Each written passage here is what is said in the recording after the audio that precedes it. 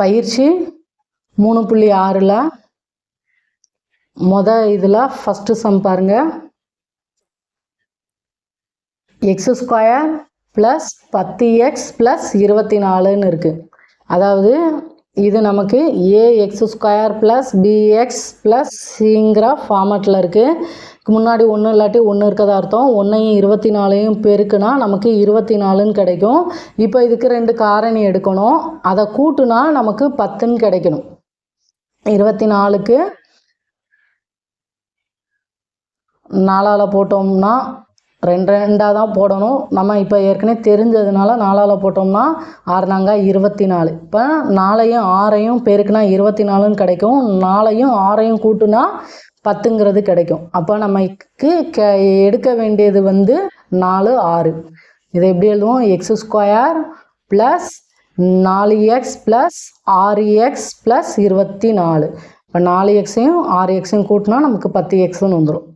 இப்போ இந்த ஃபஸ்ட்டு இதில் x²ஐயும் 4xஐயும் 2ஐயும் எடுத்தால் இதில் பொதுவாக எக்ஸை தான் வெளியில் எடுக்க முடியும். அப்போ மீதம் இங்கே எக்ஸ் இருக்கும் ப்ளஸ் இந்த இதில் 4 இருக்கும். அடுத்து 6x + 24 எடுத்தோம்னா இதில் பொதுவாக நம்ம ப்ளஸ் 6 வெளியில் எடுக்கலாம். இப்போ இந்த 3ஆவது இதில் எக்ஸு மட்டும்தான் இருக்கும். அடுத்து 24லேருந்து 6 எடுத்தோம்னா நமக்கு +4 இருக்கும். அப்போ இந்த 2லேருந்து எடுக்கும்போது x + 4 பொதுவாக வெளியில் எடுப்போம். அடுத்து மீதம் இருக்குது x + 6. இப்போ நமக்கு இதோட காரணிகள் x + 4 × x + 6.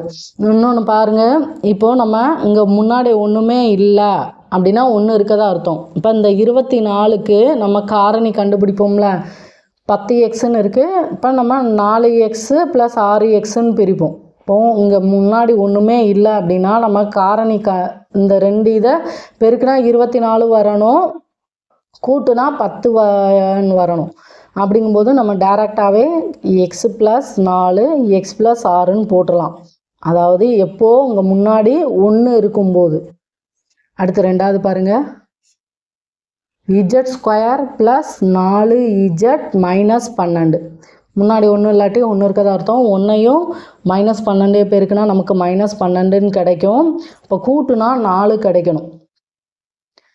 முன்னாங்க 12 ஒரு இடத்துல நமக்கு மைனஸ் சிம்பிள் வரணும். இப்போ பெரிய நம்பரில் ப்ளஸ் இருக்கனால பெரிய நம்பருக்கு ப்ளஸ் சிம்பிள், சின்ன நம்பருக்கு மைனஸ் போடுவோம். முன்னாங்க -12 -3ஐயும் 4ஐயும் பெருக்குனா -12. இப்போ கூட்டுனா நமக்கு +1ன்னு கிடைக்கும். 3 + 4னா நமக்கு +1ன்னு கிடைக்கும்.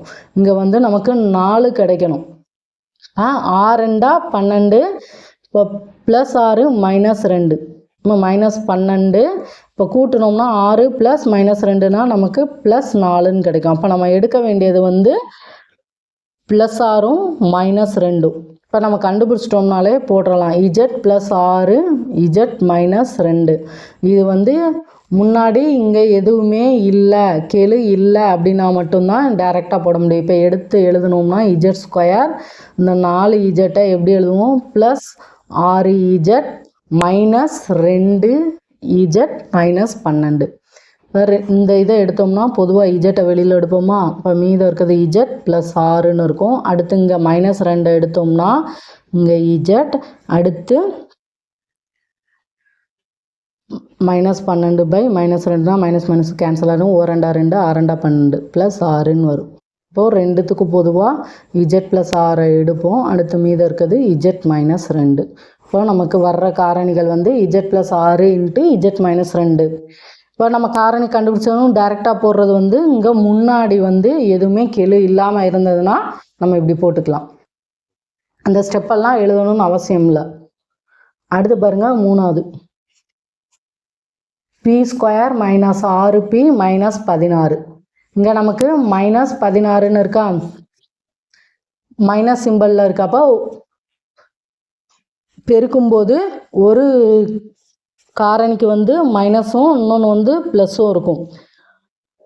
4 16 ஒரு இதுக்கு மைனஸ் போட்டு 1 ப்ளஸ் போட்டோம் அப்படின்னா இதை கூட்டும்போது பார்க்கணும் -6 வரணும். அப்போ நமக்கு 4ன்னு பிரிக்க முடியாது. ரெண்டா 16 மைனஸ் சிம்பிள் இருக்குது. இதே இது -6ன்னு இருக்குது. இப்போ பெரிய நம்பருக்கு தான் மைனஸ் போடணும். இப்போ -8ஐயும் 2ஐயும் பெருக்குனா நமக்கு -16.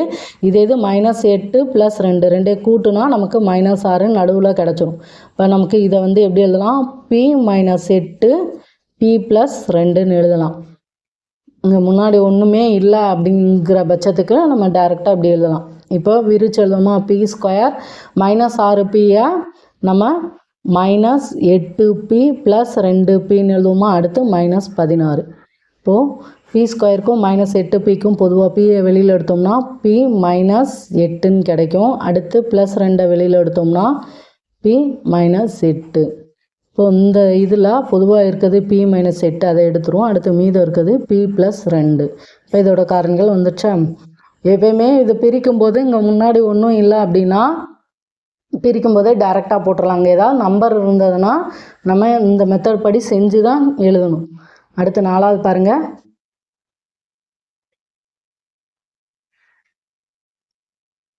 t² + 72 - 17t.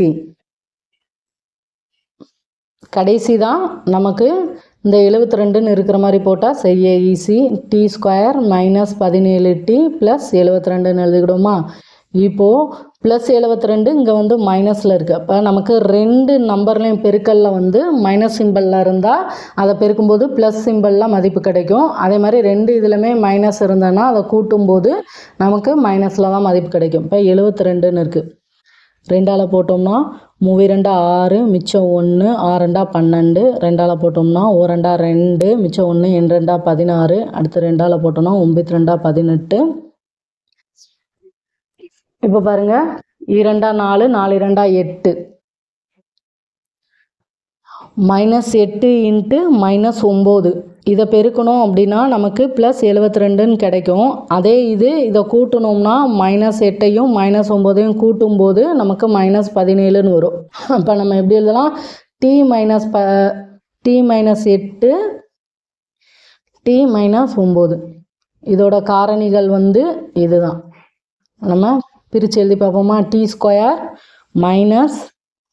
-8t அடுத்து -9t + 72ன்னு எழுதுவோம்.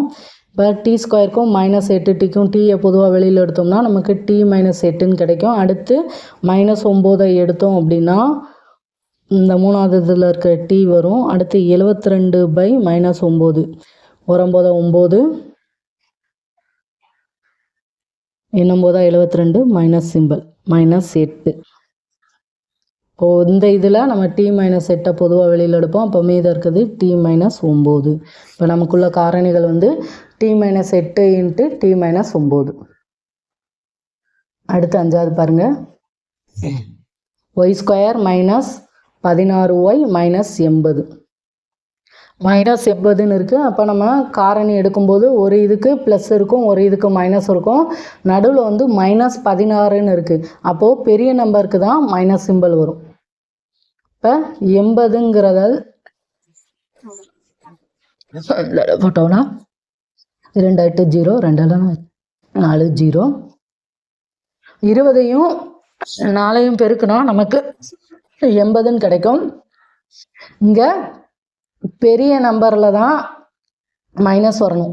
-20 × +4 -20ஐயும் 4ஐயும் பெருக்குனா நமக்கு -80ன்னு கிடைக்கும். இதே இது -20 + 4னா நமக்கு -16ன்னு இருக்குமா? அப்போ நமக்கு எடுக்க வேண்டிய நம்பர் வந்து -20, இன்னொன்று வந்து 4.